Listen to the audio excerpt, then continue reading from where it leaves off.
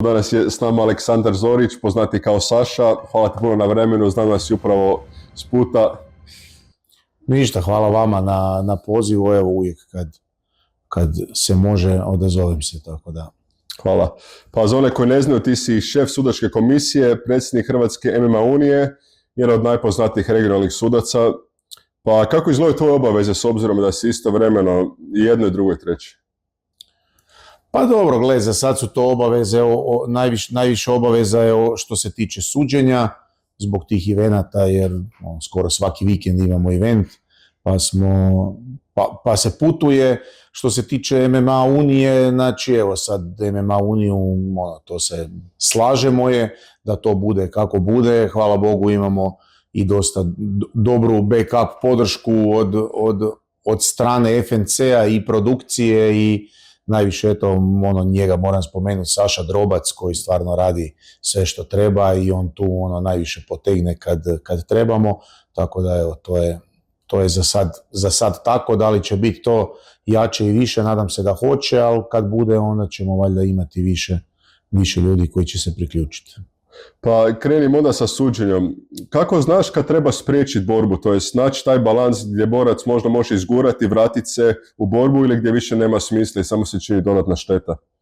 Jesi to možda naučio s vremenom ili je više neka intuicija tu? A mislim, većina nas sudaca je iz ovog sporta, tako da smo svi se mi nekad i borili, evo ja sam i borio se i trener bio i stvarno jako dugo sam u tome, tako da već u pravilu možeš prepoznat kad je borac na kraju i kad tu više nema za njega spasa, tako da eto, kažem, nekako je više ta intuicija, ne mogu reći da se to baš nauči iz knjige. Treba ipak znati te neke stvari, trebalo je te neke stvari i osjetiti u praksi, tako da tu smo onda, tu procjenjujemo da li borcu puštamo pa gine do kraja ili ćemo prekinuti, ili vidimo da mu, a mislim, tu su i gestikulacije boraca, vidiš ti kad on nije, on se želi spasiti, ali ne želi nastaviti, a vidiš ti na njemu kad se on spašava i žele biti u meču, tako da. A ima možda neka borba da ti je u sjećanju da si ili pre rano ili pre kasno prekinuo? A mislim sad, pre rano, pre kasno. Ja smatram da mi kad prekidamo, uvijek je to tu negdje, sve je to jako blizu. Možemo, ne znam, evo, prvi takav meč koji je bio Erslan i onaj Frankenstein u Osijeku, di se pričalo da sam prerano prekinuo, kad pogledaš snimku izgledalo je kao da sam prerano prekinuo, ali taj čovjek je već bio na nogama, primao nekoliko čistih udaraca i ugasio se na nogama, dok je pao na pod, ja sam prekinuo, on se probudio. Tako da nekad imaš i tih situacija di borac primi udarac i onda kad primi još jedan, taj još jedan ga probudi. Tako da to je sad kažem, uvijek je naša procjena, a sad može biti dobra ili bolja, a sad tako da evo, ne znam šta bi ti tu točno i pametno rekao. Jasno. A što se tiče bodovanja, je li teže bodovat meč u parteru ili na nogama? Kad je? A gle, postoje kriteriji, nema tu sad teže bodovanja ovdje ili ovdje. Znaju se kriteriji koji moraju biti i šta borac mora raditi da bi dobivao ili pluseve ili minuseve, tako reći. Tako da nama koji smo odbodovali i odsudili sad već toliko mečeva i toliko smo ta pravila naučili da su nam u malom prstu, sve jedno mi je, kažem, samo ako borac radi što kriteriji govore. Pa te mogu odmah pitati, jer s obzirom da ljudi uvijek nakon meča pričaju o bodovanju i svako ima svoje mišljenje i svako je u pravu, da li možeš ukratko svima objasniti način bodovanja MMA meča? Onako u šturu. Znači, 3 su osnovna kriterija. Znači, prvi kriterij je effective striking i effective grappling. Mi ga zovemo damage, ali, kažem, kriterij broj 1 je effective striking i effective grappling. Kriterij broj 2 je agresivnost, kriterij broj 3 je kontrola kaveza. Ukoliko u prvom kriteriju postoji razlike, drugi i treći kriterij više ne postoje.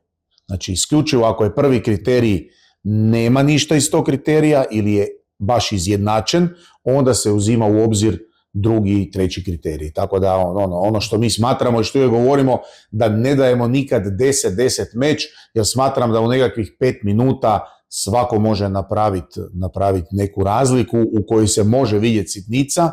Samo eto, kad su bliski mečevi koji su blizu toga, onda se odlučiš jednom dati borbu po kriterijima koji si ti procijenio, ali to ne znači da to je svima tako. Jer imamo dosta mečeva ili rundi gdje je blizak meč, gdje ako daš za plavog borca u pravu si, ako daš za crvenog borca u pravu si. Tako da to ljudi nikad ne mogu shvatiti, zato što naravno svi gledaju navijački. I to je onda ta razlika. Mi kad sudimo meč, mi sudimo meč između dva borca, a svi ostali kad gledaju meč za nekog navijaju. I uvijek jedna strana vuče. Tako da... A je li bi promijenio nešto u pravilima bodovanja, da možeš nešto možda da možda nije korektno sad? Mislim sad ne bi se ja sad tu nešto petljao da bi ja sad tu nešto mijenjao u pravilima bodovanja. Napravljeno je tako kako je, da dano je sucima određeno povjerenje da to svoje znanje pokažu i da tu naprave nešto, da nema navijanja, da bi se još moglo nešto nadodati, moglo bi se, ali gle, to je opet teško je promijeniti, ti ne možeš nikako, kad bi ti to mogao promijeniti, robot bi mogao suditi, ali ne možeš ti sad znat, kad lupi se low kick može biti više iza, više napred, može biti bliži koljenu, može biti bliži kuku. Sad, ko to nije osjetio, njemu je to samo low kick.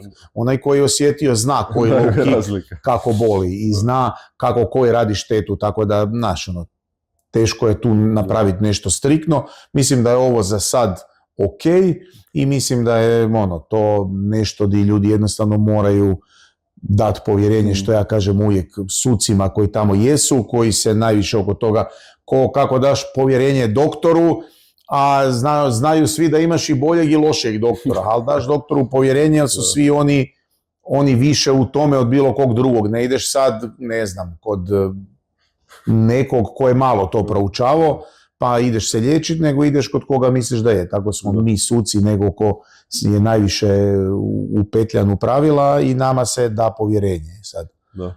A već kad smo kod toga, jer ne znam da li trenutno fali sudac, ali ako neko želi postati MMA sudac, koji je proces toga?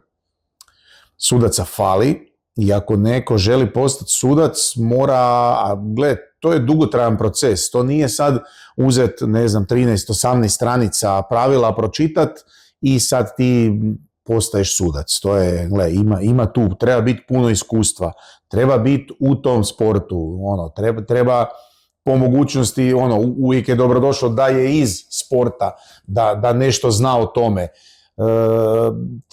Trebaju, ne mogu sad reći ni godine, ali trebaju tu mjeseci rada, trebaš ti to malo osjetiti, trebaš ti osjetiti i tu nekakvu tremu, jer nije isto sad odsuditi tu kod nas u džimu jedan sparing i doći između, nekog bivšeg UFC borca i našeg najpoznatijeg regionalnog borca ispred 20.000 ljudi i kamere stat i bit kako treba. Tako da treba vremena, a to je najveći problem svih ljudi. Evo, mi imamo, ljudi se javljaju, ali svi koji se javljaju se da bi oni sudili FNC Arenu Zagreb i Arenu Beograd eventualno i to glavne mečeve. Tako da, kad kažem svima da treba krenuti sa amaterizmom, da treba položiti prvo neke od seminara, otići, pa da treba ići odsuditi neko amatersko, europsko, svjetsko, sve je to sad problem zato što je tu ulaganje svog vremena i novca da dođeš do neke faze da bi ti radio ovaj dio posla. Ovaj dio posla je posao u kojem nema novaca, ljudi misle da sada će on postati sudac, to je to, on je našao svoj posao i on to radi. To nije tako, ovo mi svi radimo iz ljubavi, ovdje ti honorari su takvi da pokrijemo neke svoje osnovne troškove dok odemo samo na put i to je u biti to, ali kažem, ko želi postati sudac mora to stvarno željeti, mora ne očekivati da će od toga živjeti ili si kupiti tenisice i hlače i to je u biti to i onda dalje ulagati trud, doći, imamo, napomenut ću opet Iliju Lučića, on je došao, nije iz ovog sporta, bio je cutman, zainteresirao se biti sudac, uložio u sebe abnormalno puno, otišao u Ameriku, završio 3 najjača seminara, uz nas je dolazio na svaki event o svom trošku, uz nas suce je bodovo, bio tu i polako se priključio i s vremenom je to samo, eto, to je ono, neko je potrošio 10, 20, 30 tisuća dolara, eura na sebe i na svoje znanje i to je jedini način, a zna da nema ništa od toga. Da li će biti, moguće je, ali sad... Da moraš imati neki passion, ljubav za to da... A mora, da, mislim, ovo isključivo se radi ljubavi. Ja osobno to ovo radim zato što volim sport, da budem dio toga, da probam pomoć sportu da bude maksimalno regularan, da budemo pošteni, znači da se ne priča ona priča, ako odeš u Rusiju, tamo moraš nekog nakautirati da bi pobjedio, da se tako ne priča i za Hrvatsku ili bilo gdje mi sudimo. Nego da je to jednostavno, postoje 2 borca, crveni, plavi i bolji onaj koji je bio bolji u meču i to je sve. Pričali smo prije o MMA Uniji. Kako vidiš sad razvoj regionalnog MMA kroz idućih 5 godina? Čega bi rekao da sad najviše fali i koji su najbitniji faktori za razvoj toga? A gle, čega najviše fali? Najviše fali potpore ovom sportu, jer potpore nema. Znači, od strane države ili? Pa, uvijek od strane države, jer ono što je nekakvom privatnom sponzoru jako puno, mislim da državi nije neka velika priča i da definitivno sport samo s takvom potporom može postati sport, a to su, prvo ideš od amatera, pa da ti amateri se nekako ulaže u njih, u razvoj te djece, jer mi već u IMAF-u, u Jutu imaš Jut D koji je 10-11 godina, znači da u svijetu postoje klinci koji već u toj dobi počinju trenirati MMA, da bi se to razvijalo i da bi sutra oni imali nekakve stipendije, da bi bili osvajači nekih medalja. Mislim, ipak smo trenutno u Hrvatskoj MMA drugi najgledaniji sport nakon nogometa. Tako da definitivno neku potporu treba, a sve što se radi za MMA u Hrvatskoj je trenutno privatna priča. Znači, samo osobe koje to guraju, eto u ovom slučaju u FNC-u Forgi i njegova ekipa, sad u MMA Uniji, eto guram ja i pomažu isto oni i tražimo naše prijatelje koji mogu da nam budu sponzori da bi mi to izgurali, jer nije jednostavno. Kotizacija za europsko ili svjetsko prvenstvo po borcu košta $650. Eura u stvari, sad su prebacili na eur. 650 eura. 450 eura ti je za trenera. Moraš platiti smještaj, oni moraju na europsko doći, znači minimalno biti 6 ili 7 dana. Jer ti ne znaš da li će on ispast u prvom kolu, a mu moraš rezervirati hotel. Znači oni moraju doći prije na prijave, svaki dan je to vaganje. Dovedeš 9 ljudi, 2 trenera, to ti je 11 ljudi, svako da pojede jedan obrok od 10 eura, to ti je 110 eura puta 3. Lako je izračunati matematiku, tako da definitivno potpora nekakve grada, države, općine bi bilo puno jednostavnije. Evo, znači Srbija je priznala MMA ko sport, Makedonija je priznala MMA ko sport, nismo ni blizu, tu je sve se to nešto gleda, prati i puno ljudi, ali nažalost smo još uvijek privatnici. Da se malo vratimo sad i na borbe, znači Bojković Janičić, jedan od najhyped ili ako ne i najhyped meč u povijesti regije. To si ti sudio, kako ti je bilo to?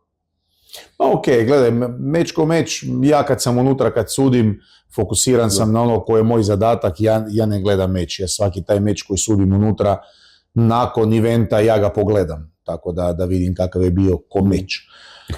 A što se tiče svega, eto, dobro, pa mislim da je meč opravdao sve što je i bilo. Znači, bio je veliki hype, bilo je puno priče, bio je dobar meč, mislim da su i jedan i drugi borac dali maksimum od sebe.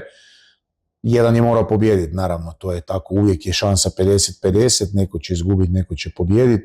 Mislim da oba dva borca su dobili puno više i Bojković koji je izgubio je dobio puno više od nekakvog poraza i Janičić puno više od jedne pobjede, tako da je win-win situacija apsolutno bila svima, od fanova do organizatora, do boraca, njihovih trenera i ostalih klubova gdje su se i klinci zainteresirali i dvorane se pune, sve je to nekakva lančana reakcija. Da. Kad se pune dvorane, klinci trebaju opremu, ovi koji prodaju opremu, sve to ide, više se radi opet organizacija, manjih, većih i to se sve prati. Kad smo već kod tih poznatih borbi, da idem malo i na poznate suce, na primjer Herb Dean.